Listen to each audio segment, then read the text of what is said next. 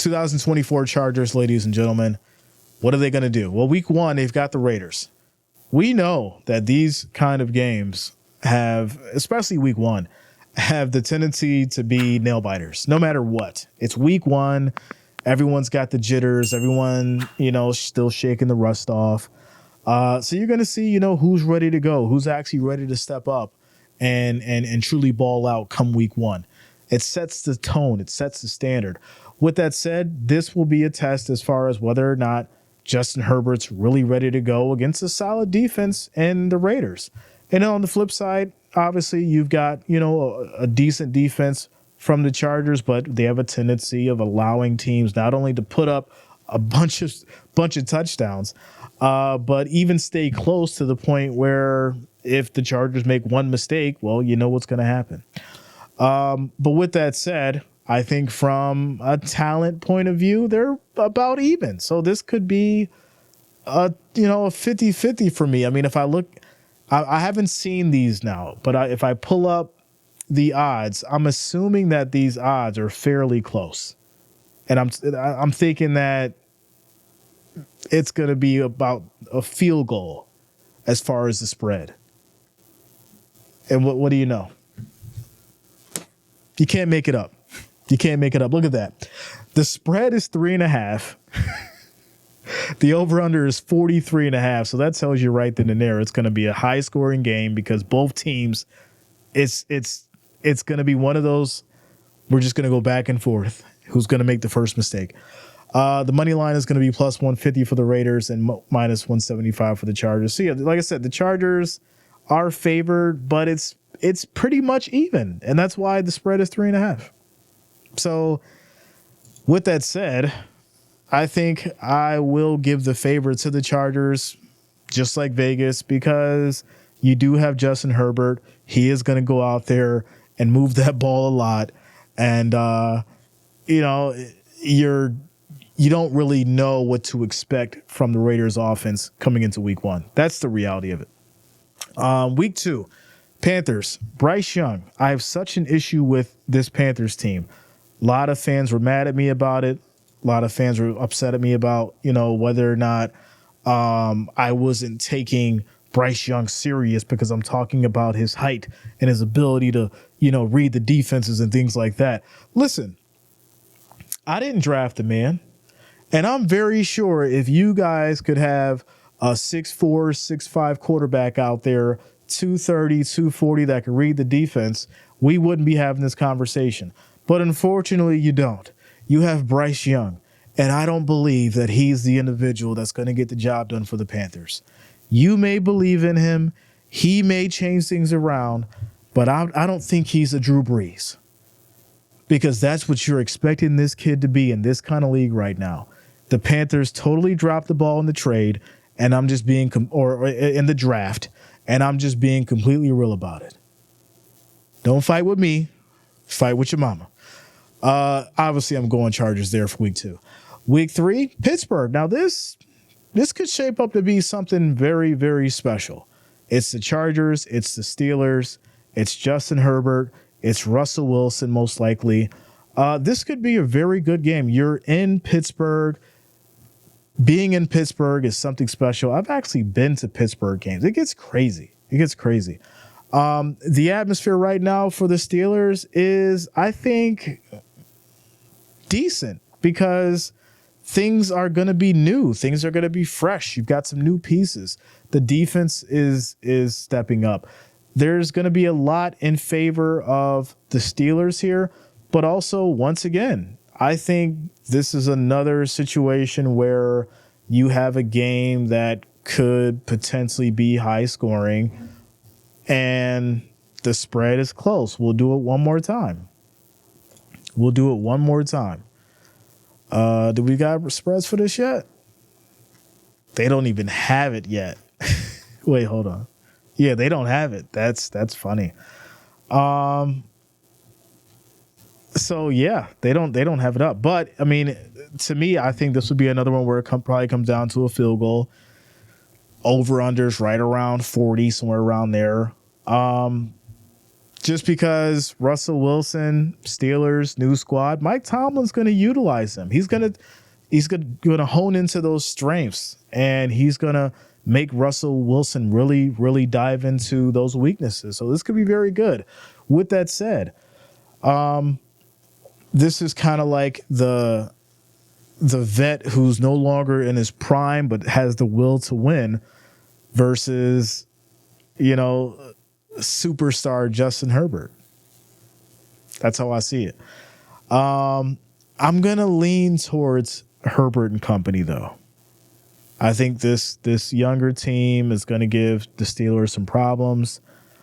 But Mike Tomlin, you can't count him out. That's why I'm torn in this one. But I'm going to ride with the Chargers. I think there's a lot going on there that's going to benefit them, even being in Pittsburgh.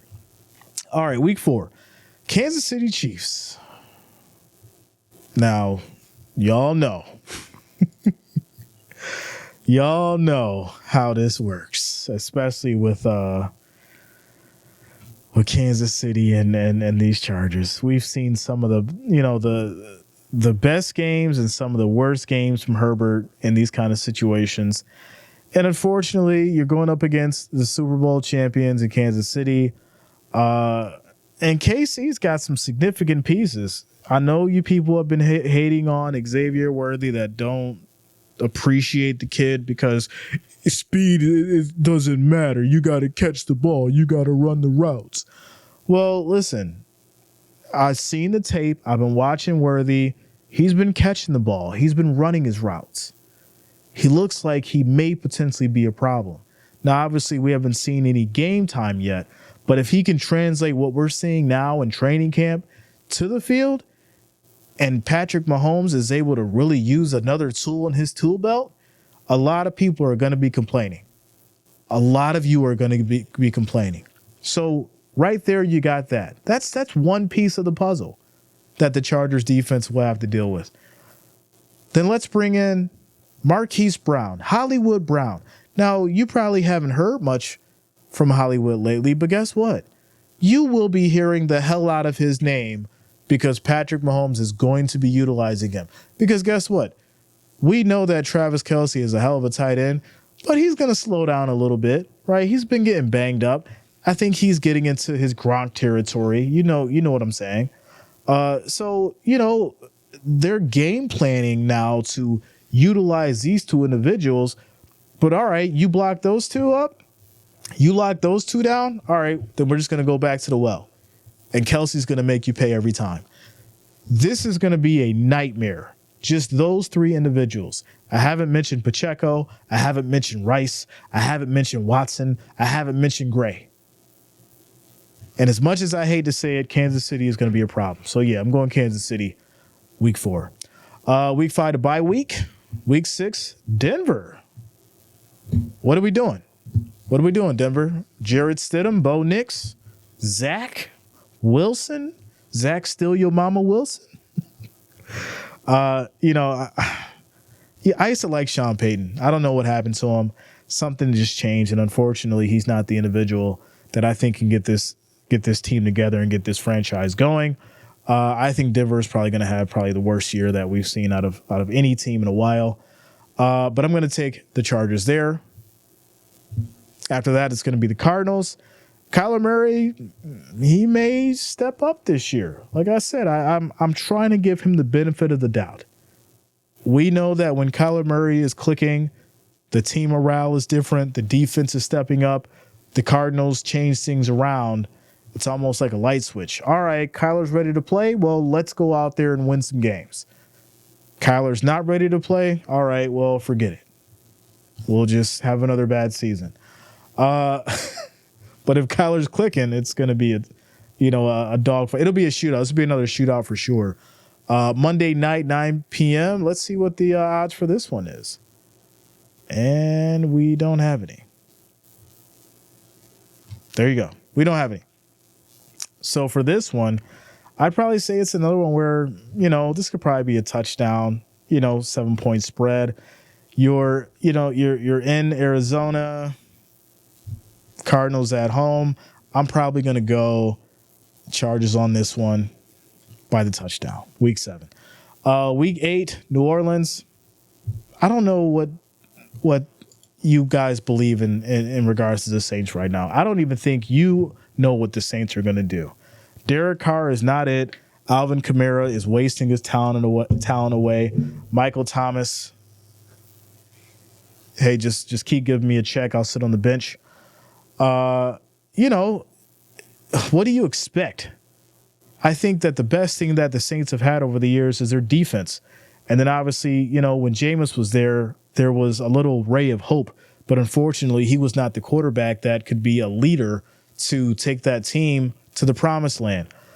Unfortunately, I think that the Saints need to just completely rebuild from the ground up. Get rid of everybody, start over, go from there. With that said, I'm going to take the Chargers. Week 9, Cleveland Browns. I think this would be a good one. Deshaun Watson, this Browns defense. Herbert can be tricky, though. Herbert can definitely be tricky. If he gets that deep ball going, then yeah, it could be a nightmare because the Browns are really good on the run. As far as the deep ball, they did have some trouble, and Justin Herbert throws that deep ball. So this could be one of those situations where it does turn into a battle going both ways.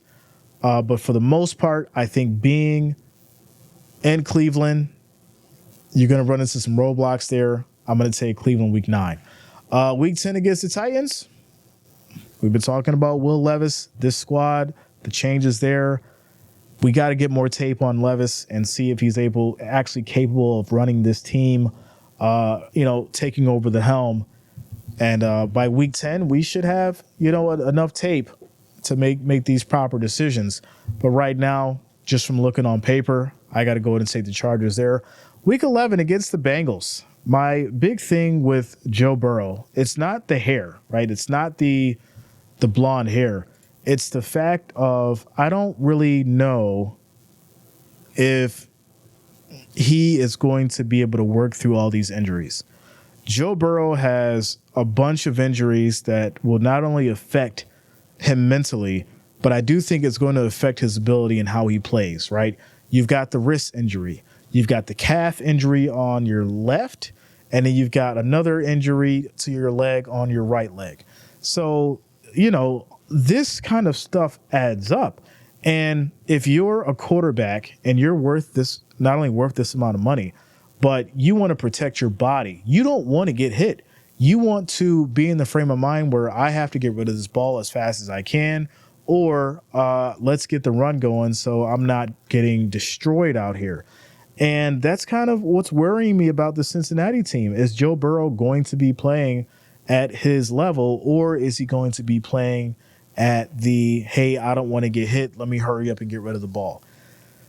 And I mean, based on that, I don't want to sit here and say that the Chargers will just absolutely demolish the Bengals, but I do think you give the edge to the Chargers based on that because we don't know what to expect from Joe anymore. We don't. So we'll just have to see. But for right now, I'm going Chargers on week 11. Week 12, Baltimore, Monday night. It's going to be a game. It's going to be a game. I'm excited to see this one. Monday Night Football. It's on the 25th, November 25th. Nothing like the holidays. So, yeah, I think this will be a good one. I think with Baltimore, you've got Jackson, you've got Henry. That's going to be a nightmare for defenses. Lamar's got his key pieces back as far as from a passing point of view. Chargers are going to be in trouble on this one, so I'm going to give Baltimore that one for week 12. Week 13, Kirk Cousins, ATL. I think this is 50-50 here. I'm not going to say that Cousins is Justin Herbert, but what I will say is Atlanta and the Chargers are, I think, kind of in the same realm team-wise. If you had to put them in tiers, Chargers and Atlanta would be in the same tier. So I do think that'll be a dogfight. Atlanta at home, I'm probably going to rock with Atlanta. I think they'll put up a good fight. The defense is going to be strong there. So I'll take Atlanta week 13. Week 14, Chargers go against KC again in Arrowhead. I got to rock with the Super Bowl champions. Week 15, they'll go against Tampa Bay, Baker Mayfield and company. He just signed another contract. So he'll be with this team trying to move forward. I think this would be a good one. Baker Mayfield, he's, like I said, he's another one. He's on and off, but he's got that heart. That's why I respect him. Tampa Bay, I don't see it. I could be completely wrong. We know how these things work. Everyone's sitting there like, damn, Chargers lost to Tampa Bay because Baker Mayfield did something crazy at the last minute. It's totally possible. But on paper, I got to rock with the Chargers. Week 16 against Denver again. Like I said, I'm not a fan of Sean Payton and what's going on with Denver right now. I think they're going to have a tough year. I'm going with the Chargers for week 16. Week 17, just throw New England away right now. I'm going to take Chargers. Week 18, they'll wrap it up with Vegas, who they started with. And there it is, ladies and gentlemen. There it is. That is your 2024 Chargers schedule. And yeah, you know, there's going to be a lot of crazy football this year.